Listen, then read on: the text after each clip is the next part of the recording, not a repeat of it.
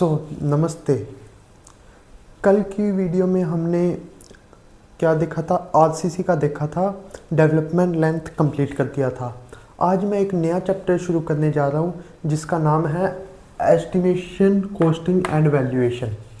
ये चैप्टर की weightage SSC JE exam में करीबन 8 से 10 क्वेश्चन या हर एक जेई एग्ज़ाम के लेवल के 8 से 10 क्वेश्चन इस चैप्टर से, इस सब्जेक्ट से आते हैं। और इस सब्जेक्ट का वेटेज आपके उसमें भी, सेशनल्स में भी और सेमेस्टर एग्ज़ाम्स में भी और यूनिवर्सिटीज़ के एग्ज़ाम्स में भी ये चैप्टर आपकी मदद करेगा। तो आज मैं इस चैप्टर को शुरू करने जा रहा हूँ। इस चैप्टर में ज़्यादा थ्योरी है। जैसे आरसीसी में आपको कई सारे फॉर्मूले याद करने पड़ते थे, कई सारे वो करने पड़ते थे कि कितना सरिया डाले, कितना आईएस कोडल की बातें माननी पड़ती थी। इस चैप्टर में ऐसा कुछ नहीं है। इस सब्जेक्ट में ज़्यादा थ्योरी है, फॉर्मूले भी हैं कुछ, पर वो ज़्यादा नहीं है, वो बहुत छोटे हैं, मतलब आपको याद हो जाएंगे वो। ऐसी कोई झंझट नहीं होएगी उन फॉर्मूलों को याद करने में। तो आज मैं शुरू करने जा रहा हूँ ये वाला चैप्टर। सबसे पहले हेडिंग डालो। इस चैप्टर को मैं अगर इस सब्जेक्ट को, चलो मैं एक चैप्टर वाइज करवा देता हूँ। आज के चैप्टर का नाम है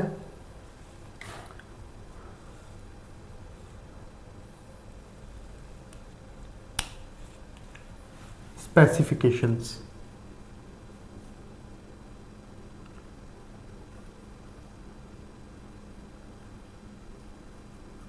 स्पेसिफिकेशंस या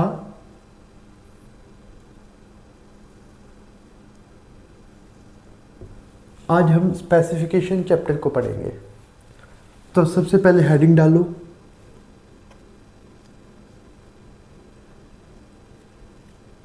स्पेसिफिकेशन।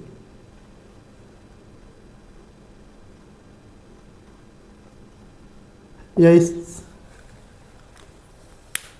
इसका नाम मत दो, इस चैप्टर का नाम स्पेसिफिकेशन नाम सही नहीं रहेगा।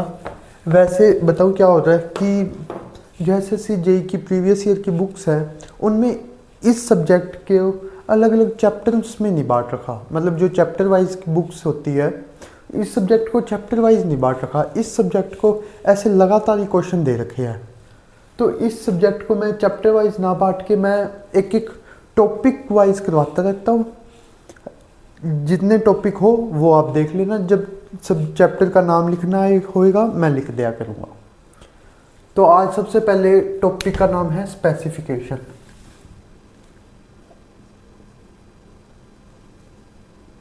स्पेसिफिकेशन।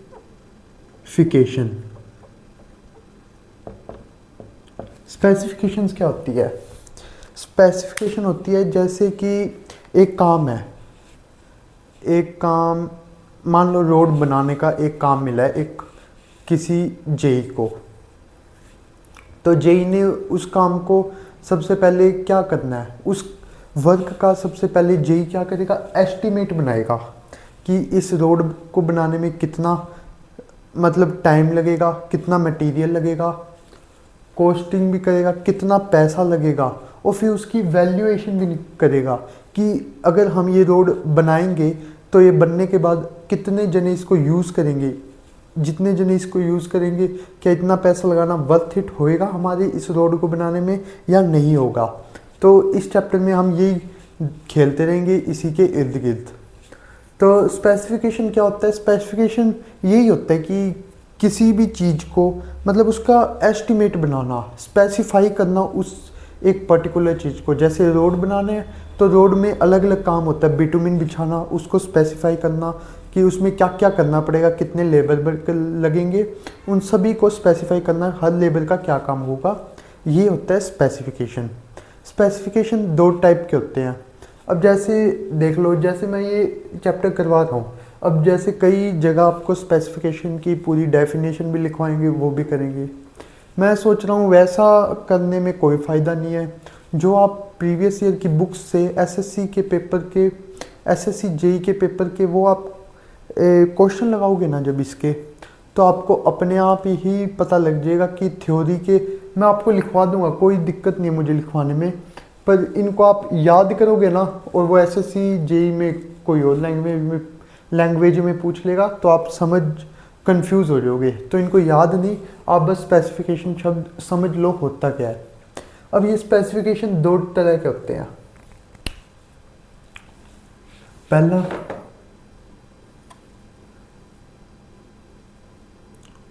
जनरल या फिर ब्रीफ स्पेसिफिकेशन, और दूसरा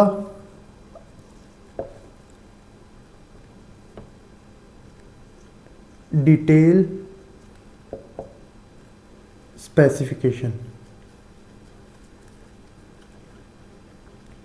अब ये तो नाम से भी समझ आ गया है, वो स्पेसिफिकेशन जिसमें पूरा, सबसे पहले जनरल या ब्रीफ स्पेसिफिकेशन, ऐसा स्पेसिफिकेशन जिसमें जनरल मतलब ऊपर ऊपर से हमें आइडिया मिल रहा हो वर्क का कि कैसा वर्क है। मैं इसका एक छोटा सा लिख देता हूँ, give rough idea of work, ताकि जब आप पढ़ो तो आपको समझ आ जाए कि ये जनरल स्पेसिफिकेशन है क्या। अब वही डिटेल जैसा नाम है कि पूरा डिटेल में जाके बता रखा हो कि किसको क्या काम करना है, कैसे काम होगा, कितना मटेरियल लगेगा, कहाँ से मटेरियल आएगा, किस मटेरियल में कौन सा मतलब कहाँ से मटेरियल आएगा, किस लेबर को क्या काम करना होगा, कितनी लेबर लगेगी, कितना टाइम लगेगा, सब कुछ दुनिया जहाँ की उसके बारे में, कंस्ट्रक्शन के प्रोजेक्ट के बारे में नॉलेज होएगी किसमें, सिर्फ और सिर्फ डिटेल स्पेसिफिकेशन में। गिव कंप्लीट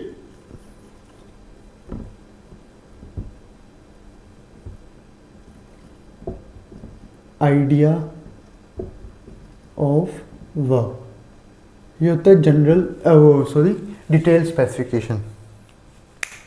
तो ये स्पेसिफिकेशन के कुछ टाइप्स है, ये मैंने आपको करवा दिया। तो अब इससे हमें पता चल, हमारा स्पेसिफिकेशन टॉपिक ही ख़त्म हो जाता है, नहीं तो कई में बहुत लंबा लंबा चलाते हैं इसी टॉपिक को। अब दूसरा आता है मेजरमेंट। दूसरा आप लिखो मेजरमेंट।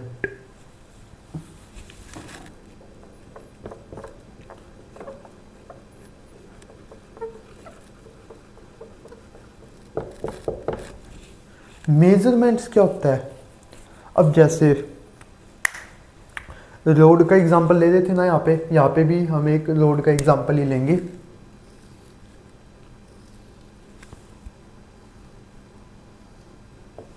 तो जैसे आप रोड बना रहे हो, ठीक है, आपने अब सामान मंगाना है, मान लो आपने बिटुमिन बनाना है, बिटुमिन मंगाना है, तो आप बिटुमिन मंगा रहे हो, आपने फ़ोन किया जगह पर, हाँ जी भाई मेरे को बिटुमिन चाहिए, तो वो क्या कहेगा, हम पूछेंगे क्या रेट है बिटुमिन का, तो वो हमें किस रेट में बिटुमिन बताएगा, वो हमें बताएगा क्या मीटर स्क्वायर में या मीटर क्यूब में।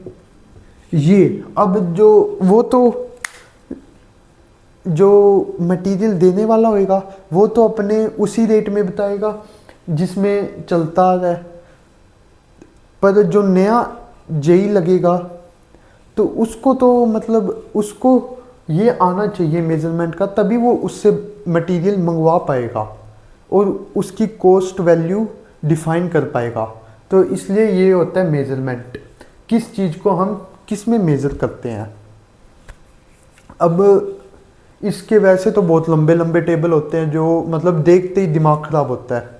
ये आप जनरल लैंग्वेज में भी बात करते होगे, जब हम सीमेंट मंगवाते हैं तो हम कट्टे के हिसाब से मंगाते हैं, मतलब एक गट्टे सीमेंट में, एक बैग सीमेंट में एक बैग सीमेंट का मंगवाते हैं, मतलब नंबर ऑफ बैग हम सीमेंट्स के मंगवाते हैं। तो मैं कुछ जो इम्पोर्टेंट है वो लिख देता हूँ, बाकी आप जब क्वेश्चन सोल्व करोगे आपको तब पता चल जाएगा। तो सबसे पहले ब्रिक्स, यहाँ पे मटेरियल,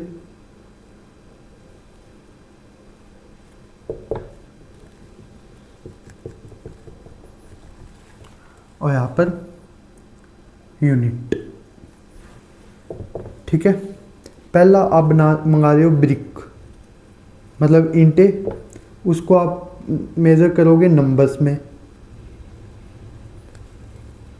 दूसरा आप मंगा रहे हो सीमेंट, उसको भी आप करोगे नंबर्स में मेज़र। तीसरा आपने डीपीसी की क्वांटिटी करनी है, डैम्प प्रूफ कोर्स। डीपीसी क्या होता है? डैम्प प्रूफ कोर्स, इसकी फुल फॉर्म है। इसको आप मेज़र करोगे मीटर स्क्वायर में। फिर आपको प्लास्टरिंग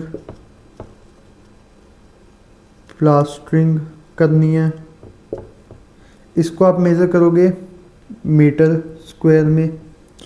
फिर आपको कंक्रीटिंग करनी है, कंक्रीटिंग, इसको आप मेज़र करोगे मीटर क्यूब में। फिर आपको मशीनरी वर्क करना है,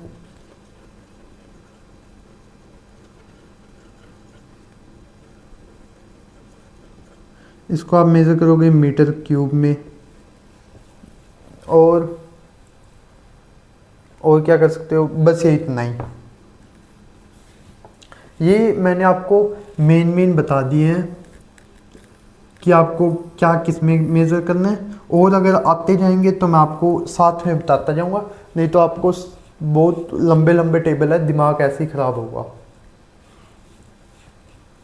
ये हमारा हो गया मेजरमेंट का। अब आता हूँ मैं नेक्स्ट टॉपिक पे।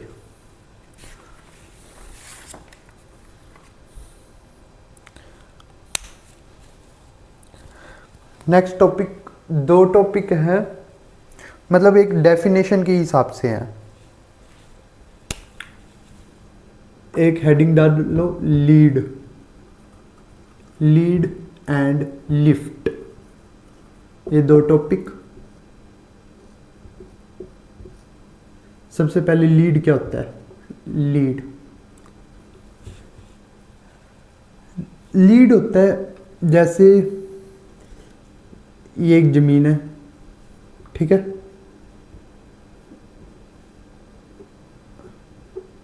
ये क्या, ग्राउंड लेवल, ये ग्राउंड लेवल है। मैंने इतना खड्डा किया,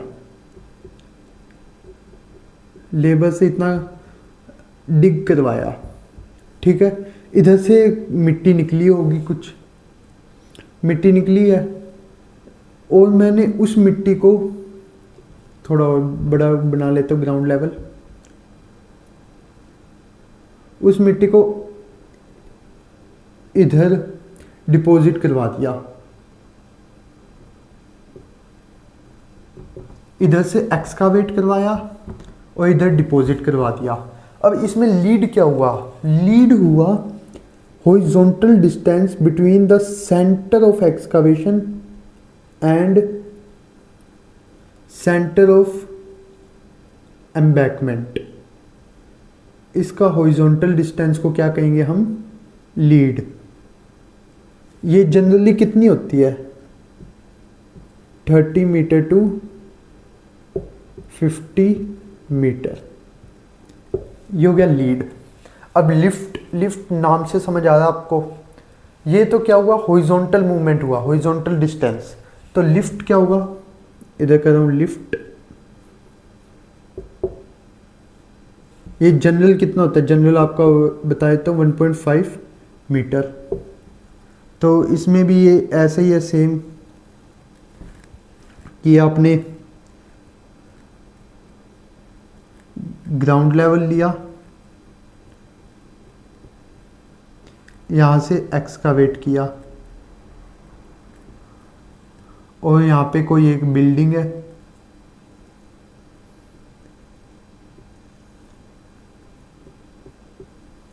ये भी ग्राउंड लेवल, यहाँ पर बिल्डिंग है, बिल्डिंग के आपने टॉप पर इसको एम्बैकमेंट करा दिया, टॉप पर एम्बैकमेंट करवा दिया। अब इनकी centre to centre distance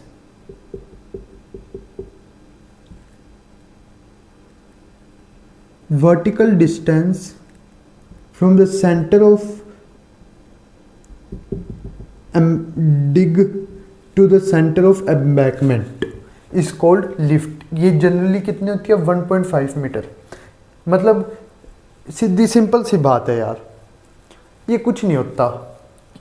lead नाम अजीब सा रख दिया, नहीं तो होता कुछ नहीं। एक जगह से मिट्टी खोदी और एक जगह अपन ने रख दी और उन दोनों के बीच का मेजरमेंट कर दिया कितनी दूर होगी ये हो गया लीड। और लिफ्ट है, ज़मीन से मिट्टी खोदी और ऊपर बिल्डिंग पे रख दी और उन दोनों का मेजरमेंट कर लिया कितनी दूरें हैं, तो ये हो गया लिफ्ट। और कुछ नहीं है ये बचपन में हमने लीड लिफ्ट ही की है। मिट्टी को इधर से खोद के उधर रखना, उधर से खोद के इधर लिखना बस ये टेक्निकल टर्म्स आ गई लीड लिफ्ट। आपको इनकी ये वैल्यू याद रख लेना बस। ये लीड की जनरल वैल्यू होती है 30 to 50 मीटर, लिफ्ट की होती है 1.5 मीटर। तो इसका स्क्रीनशॉट लेना है तो स्क्रीनशॉट ले लो, फिर मैं इसको रफ कर रहा हूँ।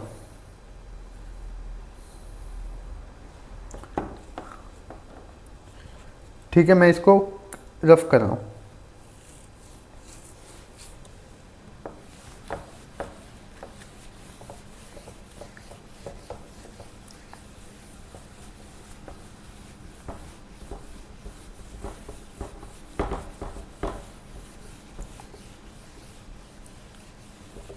अब कुछ और नए टॉपिक।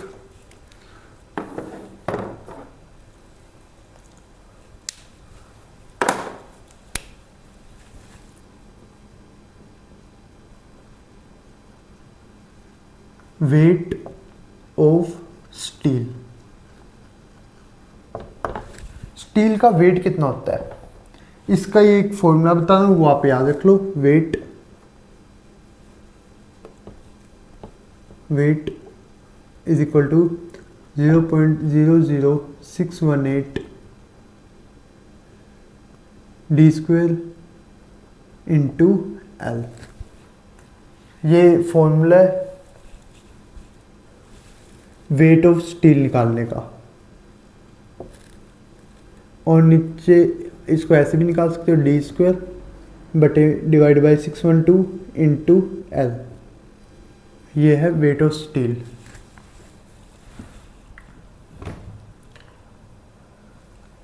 वेट किस में आया इसमें, केजी में, किलोग्राम।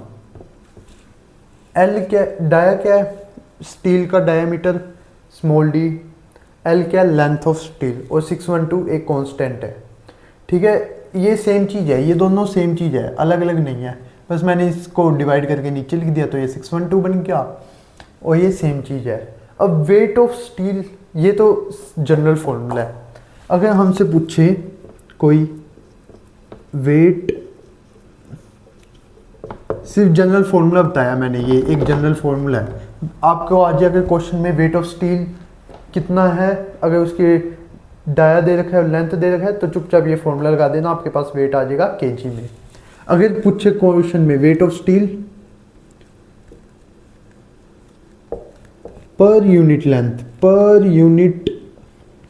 आ जाए, अगर पर यूनिट लेंथ आ गया तो बस एल हटा दो। W is equal to D square divide by 612। यह आ गया आपके पास weight of steel per unit length के हिसाब से। और ये ऐसे भी बन सकता है, W is equal to 0.00618 D square. ये दोनों सेम फॉर्मूले ही हैं। अगर पर यूनिट लेंथ आ जाए तो ये फॉर्मूला लगाना है, और वेट ऑफ स्टील आ जाए सिंपल तो ये फॉर्मूला लगाना है। ये हो गया हमारा वेट ऑफ स्टील का कॉन्सेप्ट पूरा। अब एक कॉन्सेप्ट आता है नया, एरिया ऑफ डिडक्शन। लिखो एरिया ऑफ डिडक्शन। अब एरिया ऑफ डिडक्शन क्या है, मान लो आपने अपने घर में प्लास्टर करवा रहे हो। प्लास्टर समझते हो, सभी ने अपने घर में करवाया होगा। आप अपने घर में प्लास्टर करवा रहे हो, अब वो मिस्त्री है प्लास्टर कर रहा है। अब आपने एक कमरे का प्लास्टर करवा दिया, क्या वो जितना वॉल का एरिया है उस सारे पे प्लास्टर करेगा? आप कहोगे हाँ। और क्या वो जहाँ पे डोर है और विंडो है क्या उधर भी प्लास्टर करेगा? तो आप सबका जवाब होगा नहीं, उधर क्यों करेगा? वो जहाँ जहाँ मतलब ईंटें या मशीनरी का वर्क हुआ है तो वो वहाँ प्लास्टर करेगा, और जहाँ जहाँ डोर और विंडो है वहाँ प्लास्टर नहीं करेगा। तो वो नहीं करेगा ना। अब हमने उसके पैसे देने हमने उसको कि 1 मीटर स्क्वायर के हिसाब से उसकी इतने पैसे बनते हैं। तो अगर हम उसको मान लो हमारे बहुत बड़े बड़े डोर्स हैं, राजाओं महाराजाओं के टाइम वाले डोर्स हैं बहुत बड़े बड़े, अगर हम उसको डोर और विंडो के पैसे काटे तो वो क्यों कटवाएगा अपने पैसे? क्योंकि मतलब नहीं, हम अगर उसके डोर और विंडो के पैसे काटे कि तूने भाई डोर का छोड़ है, डोर के में ईंट नहीं लगी हुई तो हम इसके पैसे नहीं देंगे, तो वो चलो मान जाएगा। और अगर हमारी डोर है छोटे छोटे जैसे आम घरों में होते हैं, अगर हम उनमें पैसे उसके काटे तो वो कहेगा कि नहीं ऐसा नहीं होएगा, छोटे छोटे तो डोर है, मेरा तो कुछ नहीं बचेगा। तो ये वाला वो फॉर्मूला या काम आता है एरिया ऑफ डिडक्शन। इसमें हमने जिन्होंने मतलब जो रूल्स है उनके हिसाब से एरिया ऑफ डिडक्शन के कुछ रूल्स बना रखे कि इतना एरिया ऑफ ओपनिंग मतलब इतना एरिया हो डोर का या विंडो का या कोई भी ओपनिंग का तो हम डिडक्ट कर सकते हैं, इससे बड़ा हो तो डिडक्ट करना है, इससे छोटा हो तो डिडक्ट नहीं करना। तो ये लिखो area of deduction in plastering, यहाँ पे लिख दो इन प्लास्टरिंग। तो पहला, if area of opening less than 0.5 metre square तो हम नो डिडक्शन। ठीक है। दूसरा, if area of opening is between 0.5 meter square to 3 meter square तो only one side deduct। third, if area of opening is greater than 3 meter square तो both side deduct. ये plastering के case में आपने तीनों को चेक करना है। एरिया ऑफ ओपनिंग मतलब डोर विंडो कोई भी ओपनिंग हो तो ये आपको चेक करना है। ठीक है। एरिया ऑफ डिडक्शन ये हो गया।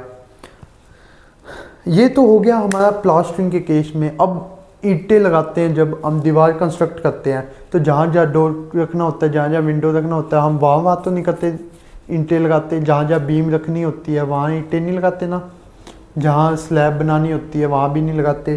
तो हमें उसके भी एरिया को करना पड़ेगा, उसके लिए भी एक फॉर्मूला बनाना पड़ेगा। तो मैं उसको लिखने से पहले ये रफ करूँगा, अगर आपको स्क्रीनशॉट लेना है तो ले लीजिए।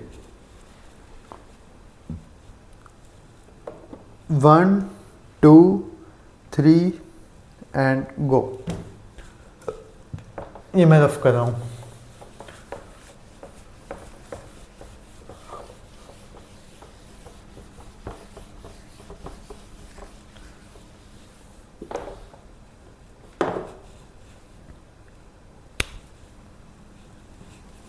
अगर मशीनरी वर्क हो, मशीनरी वर्क, मैं यहाँ पे पहले नो डिडक्शन लिख रहा हूँ। No deduction.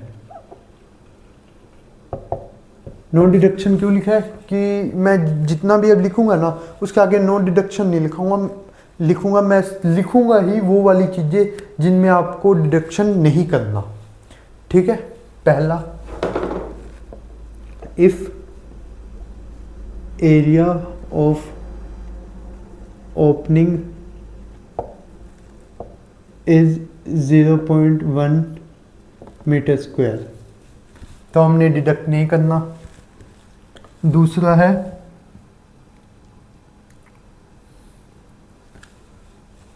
Less than 0.1 metre square, तो हमने डिडक्ट नहीं करना। End of beam, rafter, Perlin etcetera, अगर ये बीम, राफ्टर, पर्लिन का एंड हो और वो अप टू 0.05 मीटर स्क्वायर तक का हो, तो हमें कोई भी डिडक्शन नहीं करना। अगर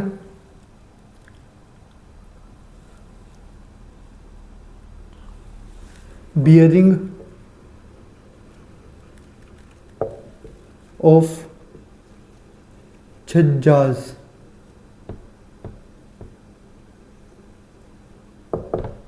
and wall plate thickness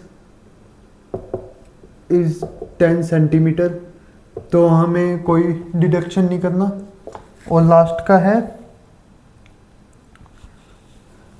bearing of roof slab and floor slab, तो हमें कोई भी डिडक्शन नहीं करना। तो ये मैशनरी वर्क जब आप कर रहे हो, डिडक्शन नहीं करना अगर ये 4 चीज़ें हैं तो। Deduction area, rule of deduction हमारा कंप्लीट हो चुका है। बस ये 2 चीज़ों में ही देखना आपको, प्लास्टरिंग में और मैशनरी वर्क में। अब अगला टॉपिक आता है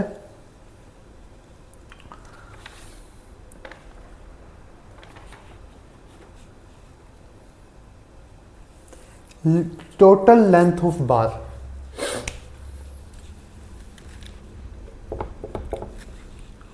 अगला टॉपिक आता है टोटल लेंथ ऑफ बार या फिर क्रैक लेंथ ऑफ बार।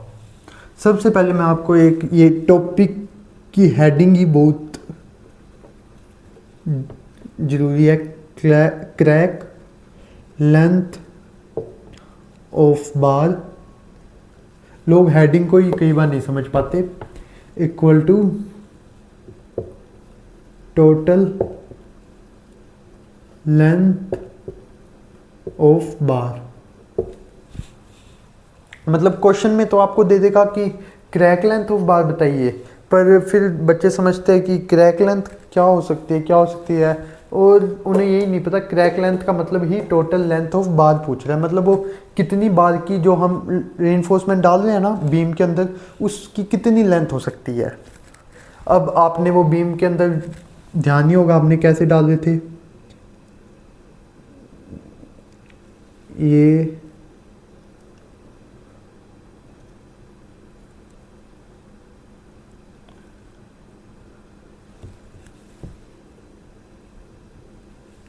ऐसे डाला था हमने बार। इसकी लेंथ बतानी है, ये एंगल थीटा, ये एंगल भी थीटा, और ये यहाँ से लेके यहाँ टोटल इसकी कितनी है एल। तो अब हमें इसकी लेंथ बतानी है, क्रैक लेंथ बतानी है। क्रैक लेंथ, इसकी क्रैक लेंथ है, ये क्या है, हुक्स है। तो सबसे पहले इधर से स्टार्ट कर रहा हूँ, हुक है पहला, हुक का है, तो हुक लेंथ लेंगे। कितने हुक है, 2 हुक है, तो 2 इंटू हुक लेंथ, ठीक है, प्लस। अब ये वाली है साइड, नीचे वाली ये वाली है, और ये वाली है, तो L प्लस कर दूंगा, प्लस L। और फिर ये बेंड भी हुआ है, ये इधर से बेंड भी हुआ है, तो बेंड का क्या होगा, दो जगह से बेंड हुआ है तो 2 इंटू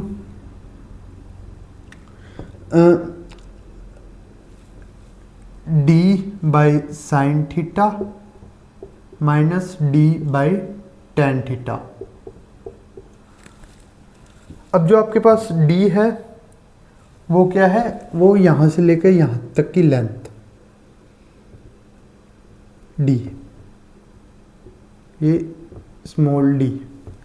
तो ये आपका फॉर्मूला हो गया क्रैक लेंथ का, ये भी क्वेश्चन में पूछा जाता है और ये आपका फॉर्मूला आ चुका है क्रैक लेंथ ऑफ बार, इससे आप निकाल सकते हो। अब एक टेबल होता है जिसमें आप हुक की लेंथ निकालने का एक टेबल है, वो देखो मैं यहाँ पे लिख रहा हूँ एंगल्स। सबसे पहले एंगल्स मतलब 90 डिग्री के एंगल, 180 डिग्री, 45 या 135 डिग्री के एंगल, और हुक लेंथ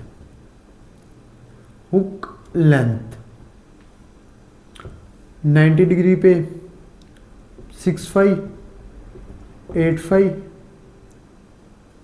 65, 95, 12, 5। ये टेबल भी आपको याद रखना है हुक लेंथ निकालने के लिए।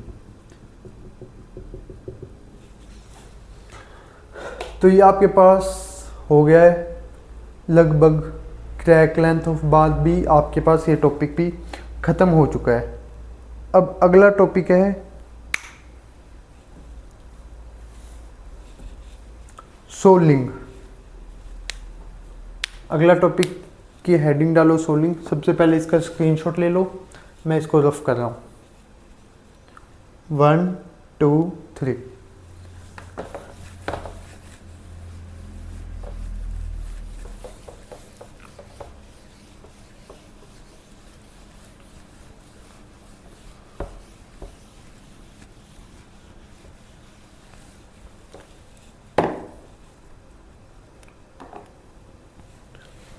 अगले टॉपिक का नाम है सोलिंग।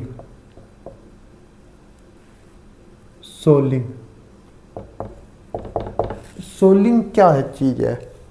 सोलिंग एक ऐसा मेथड है जिससे हम सोइल की कैपेसिटी को इंक्रीज कर सके to enhance the capacity of soil, जिसे हम कहते हैं सोलिंग। अब ये वो ये है कि आपको पूछ लेगा to enhance the capacity of soil और नीचे 4 ऑप्शन दे देगा जिसमें सोइलिंग होएगा, वो आपको सही करना पड़ेगा। अब कुछ क्वेश्चंस आते हैं, उसमें आपने देखा होगा जैसे लिखा होता है ब्रिक।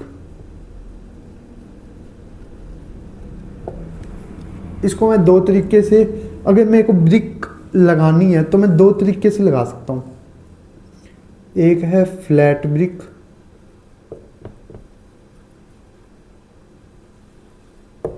एक है एड्ज। फ्लैट ब्रिक में क्या होगा, मतलब ये हमारी ब्रिक है मान लो,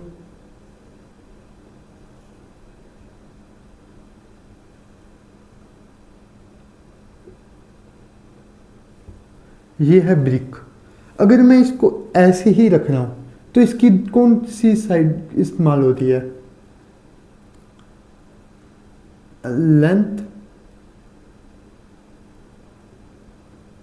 इंटू ब्रेथ। ये है लेंथ, ये है ब्रेथ। दो ये वाली चीज इस्तेमाल होती है अगर मैं इसको ऐसे सीधा ही रख रहा हूं ब्रिक को, ठीक है। तो अगर जब भी फ्लैट ब्रिक आ जाए तो आपने ब्रिक, जब भी आपको क्वेश्चन में दे रखा होगा ना ब्रिक का, तो ब्रिक की वो जनरल डायमेंशन क्या होती है? 19 centimetre into 9 centimetre into 9 centimetre. अब ये तो पता चल गया ये आपकी है लेंथ। अब इन दोनों में से ब्रेथ, एक होती है ब्रेथ, एक होती है हाइट। अब जब फ्लैट ब्रिक का नाम लेते तो आपको लेंथ इंटू ब्रेथ करना है, ठीक है। और जब एज ब्रिक कह दे,